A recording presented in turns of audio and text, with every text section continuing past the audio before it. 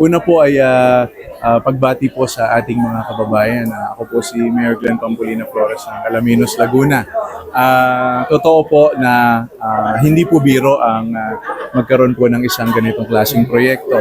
Pero ito po ay nagsimula sa amin pong pagsisiyasat sa kalagayan ng ating mga mamamayan. At bukod po dyan, pinag-aralan din po natin kung paano po ang bayan ng Alaminos ay mamamaximize ang pakinabang sa mga sa national fund natin. Alam naman natin na meron tayong national PhilHealth healthcare system. Inisip ko paano kaya ito maibababa sa bayan ng Alaminos. So inisip po namin bukod po sa tunay na pangangailangan ng ating mga mamamayan dahil sa kamahalan ng pagpapadialysis, magkaroon kami ng sarili namin. No, sa pamamagitan po nito ay ang atin po mga kababayan ay hindi na po dadayo sa ibang lugar para magpa-dialysis.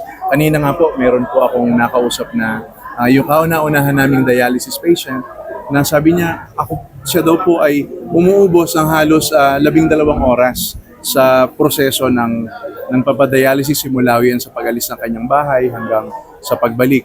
Pero dito po sa Alaminos, ang amin pong priority, mabigyan na po ng kanya-kanyang schedule ang bawat mamamayan namin na idadialysis. Ibig sabihin, meron na po silang mga slots. No? At priority nga po ay taga-Alaminos. Ito po ay napakalaking tulong kasi sabi ko nga po kanina, ang dialysis po wala pong mayaman, walang mahirap dahil sa sobrang mahal po nito. At salamat po sa programa rin po ng national government dahil po sa PhilHealth, Universal PhilHealth System ay makikinabang po ang aming mga kababayan. Pangalawa, marami pa rin po tayong mga pasyente na kailangan magpa-dialysis pero hindi ho nila alam ang ganitong klaseng programa. Kaya po sa amin pong ang pagsusumikap, naniniwala po kami na madudugtungan po natin ang buhay ng ating mga kababayan. Siyempre sa tulong din po ng mga konsehales na talaga pong sumuporta upang magkaroon ng pangmatagalang programa ang aming bayan para sa amin pong mga kababayan dito sa bayan ng Alaminos. Mensahe ko para sa mga politiko, alam po ninyo ang meron pong tamang oras para sa eleksyon at pangangampanya. No? Para sa akin po, ang isang bayan, sino man po ang leader, kailangan po ay suportahan muna ang mga programa dahil ang makikinabang po nito ay ang ating mga kababayan. Ano po, hindi ho ito dapat idinidelay, hindi ho ito dapat kinokontra, bagkus ay ito nga po ay dapat ay pinagtutulungan.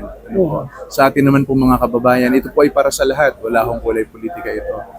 Hindi po ito namimili ng partido, hindi po ito namimili ng mga kababayan natin. Mahirap, mayaman, babae, lalaki, bata, matanda. Ito po ay para sa ating lahat. At umasa po kayo, lahat po ng proyektong gagawin ni Mayor ay para sa kapakinabangan ng ating mga kababayan at lahat po ng aking mga proyekto ay mayroon pang matagalang benepisyo ang ating mga kababayan dito sa bayan ng Alaminos.